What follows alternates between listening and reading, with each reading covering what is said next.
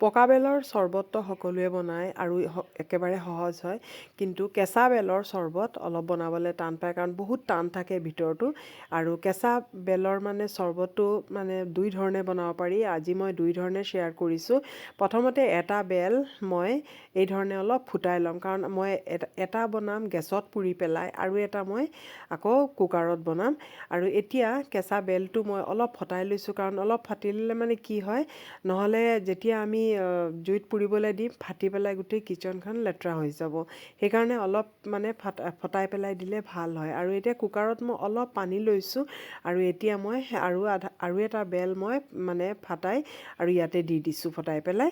আৰু দি পেলাই ইয়াত মই দুটামান চিটি মৰাম, তাৰপিছত মই নমাই দিম। আৰু তেতিয়ালৈকে যিটো পুৰিবলৈ দিছিলোঁ সেইটো বেলটো আমাৰ ৰেডি হৈ গ'লগৈ।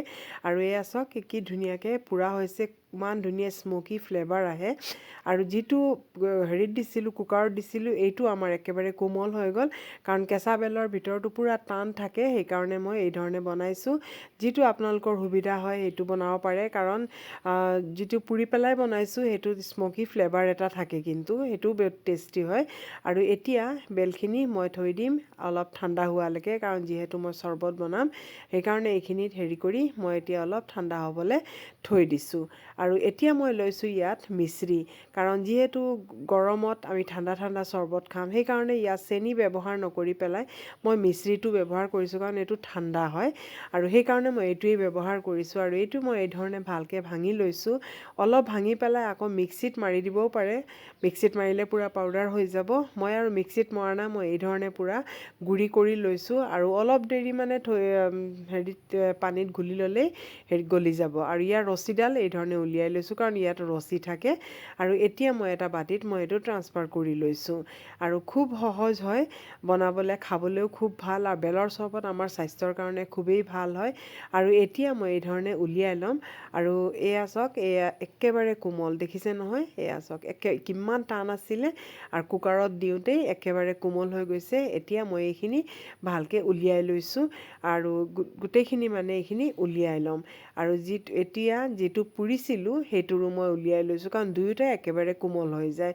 পুৰাটো আমি ফ্লেমটো মানে খুব কম কৰি পেলাই তাৰপিছত মানে হেৰি কৰিব লাগে। আৰু এয়া চাওক, যিটো পুৰাটো খুব ধুনীয়া এটা হেৰি হৈছে, আৰু খুবেই কোমলো হৈ যায় পুৰাটো, কিন্তু ফ্লেভাৰটো যে খুবেই ধুনীয়া আহে। এই ধৰণে এবাৰ বনাই পেলাই আপোনালোকে এই ধৰণে বনাই পেলাই আইচক্ৰীমো বনাব পাৰে, বা এনেই চৰ্বত বনাই পেলাই ফ্ৰিজতো থ'ব পাৰে।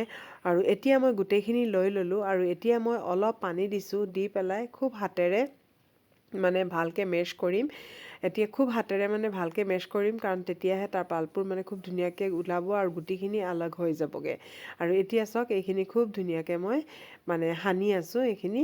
আৰু এতিয়া তাৰপিছত কি হয়, ইয়াত জাবৰখিনি এই ধৰণে মই হাতেৰে চেপি চেপি পেলাই দিম। প্ৰথমতে চাকনিৰে চাকিব নালাগে, এই ধৰণে পেলাই দিম। তাৰপিছতহে মই চাকনি এখন লৈ পেলাই এইখিনি ভালকৈ চাকি ল'ম, কাৰণ এইখিনি চাকিবই লাগিব, নহ'লে খাওঁতে আকৌ মুখত আহে। আৰু চাওকচোন কিমানখিনি জাবৰ ওলাইছে। এইখিনি আকৌ মই চেপি পেলাই এই ধৰণে চেপি পেলাই গোটেইখিনি পেলাই দিম।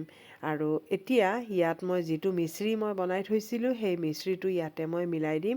আপোনালোকে ইয়াত গুড়, চেনি ব্যৱহাৰ কৰিব পাৰে। মোৰ ওচৰত মিশ্ৰি আছিলে, সেইকাৰণে মিশ্ৰিটো দিছোঁ। আৰু এতিয়া মই অলপ দেৰি ভালকৈ লৰাই দিম গলি যোৱালৈকে।